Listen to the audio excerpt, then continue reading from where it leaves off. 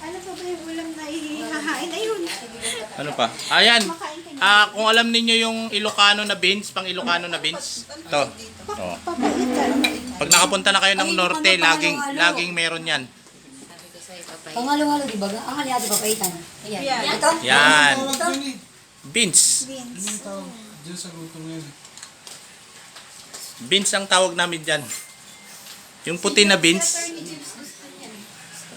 Pag pumunta ka sa restaurant ng Ilocano, meron yan. Eto to. Yan. Anong tawag Mamo. sa ulam? Ano? Ulam ito o ano? Ulam yan. Kain na tayo. Sige. Dapat yan may kanin, biskal.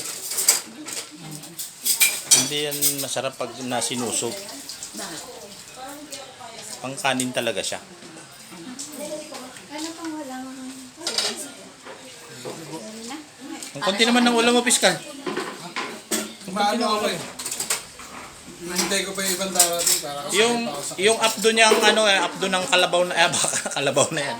Yung may bili ko kanina. Ayaw niyo sa mesa? Mainit?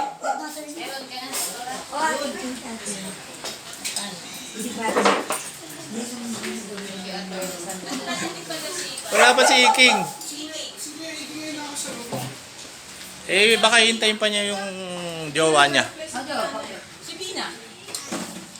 Si Bina, yung susunod siguro. Sob na ako.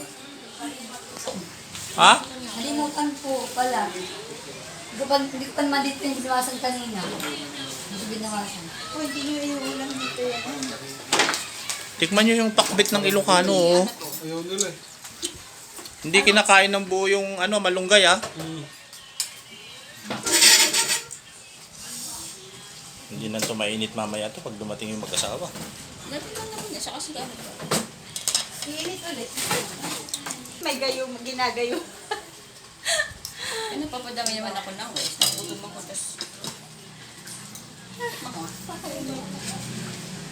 May kain ko.